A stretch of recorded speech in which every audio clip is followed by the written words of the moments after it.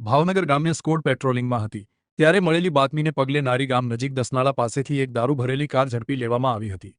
ભાવનગર જિલ્લા ગ્રામ્ય સ્કોડ દ્વારા નારી ગામ નજીક દસનાળા પાસે બાતમીના આધારે આવેલી કારને ઊભી રાખીને તપાસ કરતા દારૂની બોટલ ચપટા નંગ 672 અને કાર મળીને કુલ ₹11,14,200નો મુદ્દામાલ જપ્ત કરીને ભૌતિક ઉર્ફે ભવદીપ મુકેશભાઈ ઉણેચાને ઝડપી વરતેજ પોલીસ સ્ટેશનમાં ધોરણસર ગુનો નોંધી આગળની કાર્યવાહી સોંપી હતી।